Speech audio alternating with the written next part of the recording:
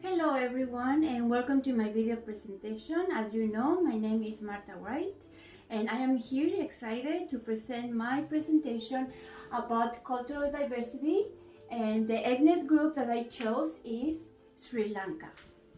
So before I give you some background about Sri Lanka, I would like to say a brief introduction. There is only one race, the human race. Ethnicity is a sharing of a common history, where you come from, language, origin, religion, or identity. Culture is what makes an individual unique, the different values and beliefs, the traditional music and dance. As a support worker, we will care and work with people from different backgrounds, beliefs, and customs. This is called diversity. Canada is a multicultural country. You can see different physical features and hear different languages and accents. As a support worker, you should have the ability to interact with people from different cultures in a respectful and sensitive manner. Every person is unique. To accept people of different cultures, we need to learn about them from them. I personally have two friends from Sri Lanka, and I chose their ethnicity to know more about them and their culture. So to tell you a little bit about Sri Lanka, it means resplendent island, also known as Ceylon. It is an island country in South Asia. And just as a quick reference, I have an atlas. So here, this is the Asian continent. This is India, as you can see, a big country, and Sri Lanka is right here, the island country in the Indian Ocean, just for you as a reference.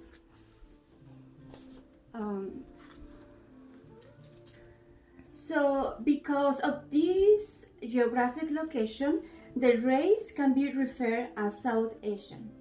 The landscape is diverse, from rainforest to tea plantations and to Buddhist architecture to modern city. Sri Lanka is a population of about 21.67 million people, about the population of New York. The three largest ethnic groups are the Sinhalese, Tamil, and Muslim. Combined, they make up more than 99% of the country's population. Sinhalese people constitute about 75% of the Sri Lankan population. This is about 16.2 million, making it the largest minority group. Sinhala means lions and are also known as Hela. And also, as a quick reference, this is the Sri Lankan flag, which means the lion flag or the Sinha flag.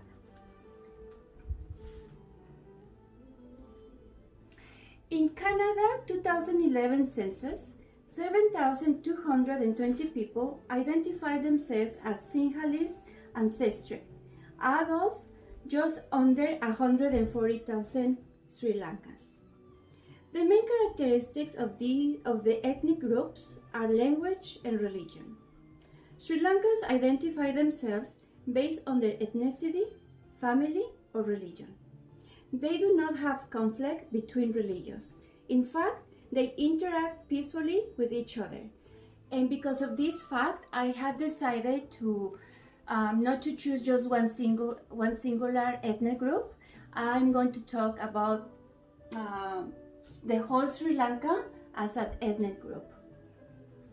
So some of the health practices in Sri Lanka are the Ayurvedic practices, the Buddhist chantings, or known as Parida, Buddhist temple, and they also have universal healthcare. In the early days, Sri Lankans had at least one chief medical personnel called Veda Mahataya, which means doctor.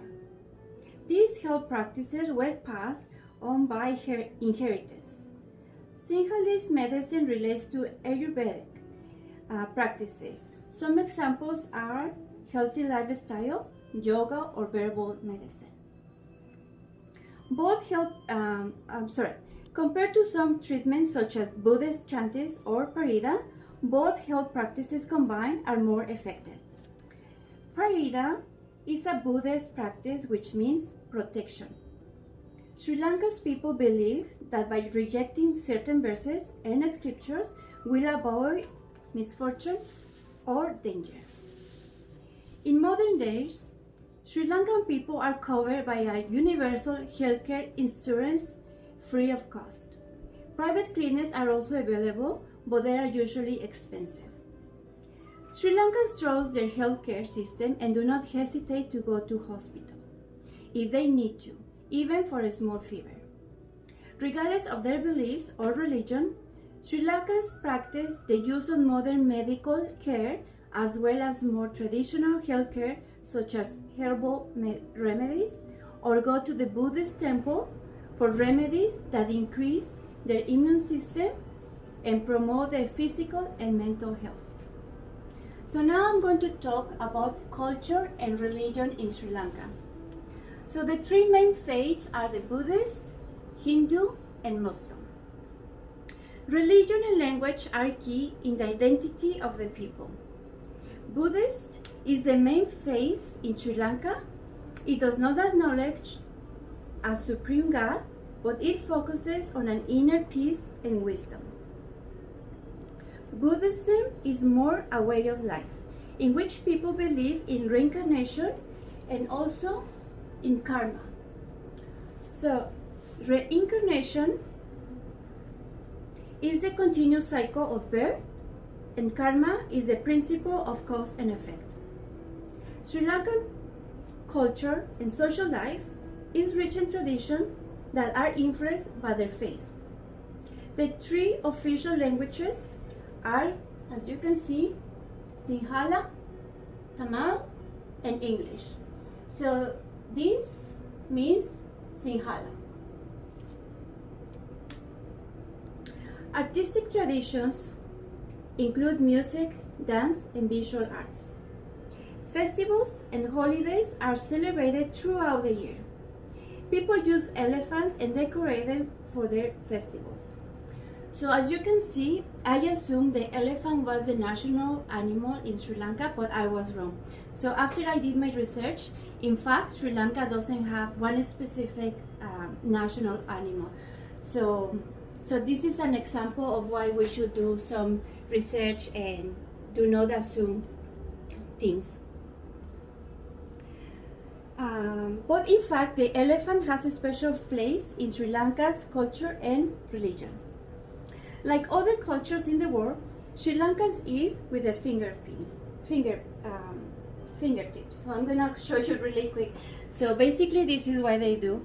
So they just grab the food like this and put it in their mouth. So that's very interesting.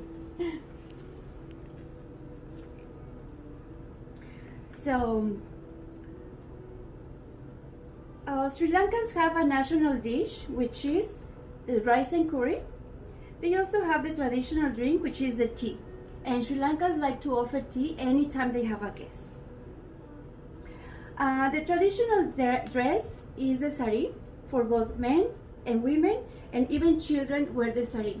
So what I'm wearing right now is a traditional sari, and basically is not a dress. It's just a piece of fabric, probably about 7 to 9 meters long, which is really, really long, and you just wrap it up around your body. So I had a little bit hard time to do it, but I was able to improvise. So this is an example of the sari in children. These are two girls, Sri Lankan girls, and they look very cute. Sari is not just for women, it's also for men. And this is a very traditional casual sari. So men can wear this pretty much every day. So Sri Lanka also has the traditional flower, which is the blue water lily, and it's a symbol of truth, purity, and discipline. So this is what water lily looks like, something similar. It's kind of blue, purple color with yellow in the middle. It reminds me like a sunflower, but of course just more bluish. So now I would like to explain to you how religion and culture affect the care for the aging. Sri Lankan people take pride in the care for the elderly. It is a custom, a tradition, it is how they grow up. But more than that, the love they have for their elderly parents is the biggest reason they want to care for them in a home-based environment. Most of the caregiving is carried out by the family members. Sri Lankan people see it as a blessing. It is a desire to provide care for their loved ones, with compassion and love. They have a vision of a sense of belonging, responsibility, duty, a voluntary act, and a role model. Religion also plays a role in the care for the elderly. They attend the Buddhist temple because they believe that it can improve their immune system and promote their whole well-being. Spirituality is also very important in the life of the Sri Lankan people. So now I would like to talk about the roles of the family and how they care for the person with dementia. The Sri Lankan tradition is that the youngest son will inherit the parents' house. He and his wife will live with his parents, and his wife is expected to look after the elderly parents.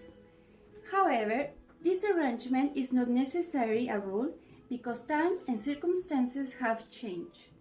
And the reality is that whoever in the family is able to provide care for the elderly parents, they will do it by supporting each other and each family member. Sri Lankan people are very involved and devoted in the care of the elderly. Not just one, but many family members come together as a whole in terms of decision making. Their devotion in the care for the elderly is genuine, and in some circumstances, they may not even realize that their loved one has developed a form of dementia. So, as we know, providing care for somebody with dementia it's difficult. So if the people providing the care doesn't know why their loved ones are acting in a certain way, it can bring even more frustrations, and it's kind of sad. So, but regardless of the circumstances, I have learned that Sri Lankans are truly committed in the care for their loved ones, no matter what. The prevalence of dementia in Sri Lanka is about 3.8% according to the Dementia Research UK website. The countries with the highest income have the higher rates of dementia compared with low-income countries which have the lower rates of dementia among their population. So now, I have some quotations from caregivers here. So I'm going to tell you something about the view held in the aging in Sri Lankan people.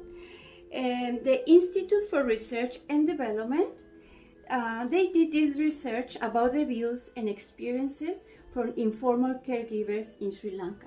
So I'm going to read to you their quotations.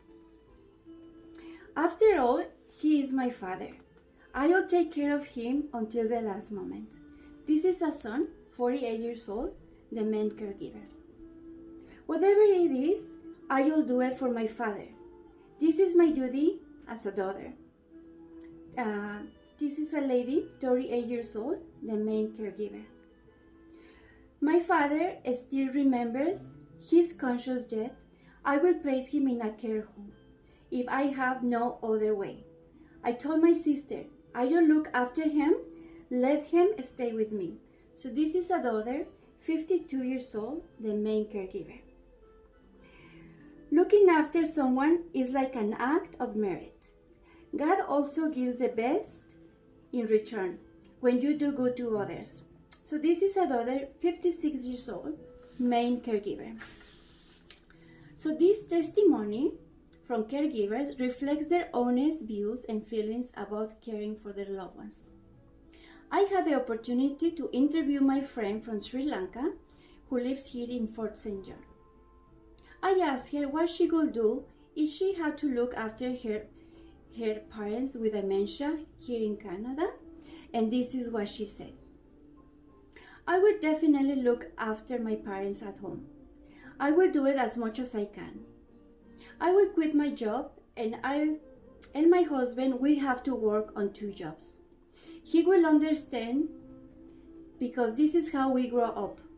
We send money to my parents in Sri Lanka. We bought a house for them so they can live more comfortably. So her response is a reflection of what you just heard from this quotation from caregivers, which I was not surprised, but the fact that she responded to me directly with no hesitation, without even thinking, I was amazed by her response. So she knew exactly what she would do, and she just said that to me. She also shared with me an experience. She had her grandma who suffered dementia, and she said that between her and many other family members take care to look after her grandma. It was very, very sad, and it was difficult because she would go in the middle of the night out and put herself in danger. So yeah, she said that while they provided care for her, nobody complained. They helped each other, and they were just happy to be able to do it for her. So just the end of my presentation, I would like to say a brief conclusion. So culture is what makes an individual unique, and the sharing of common background, values, and beliefs. Each of us have different characteristics, from personal values to physical and mental health status, among other things. Let's take a moment to learn from ourselves and the other person's culture, and this has an influence on health behavior and making choices. The best way to understand and accept the person's culture is by learning about them and from them.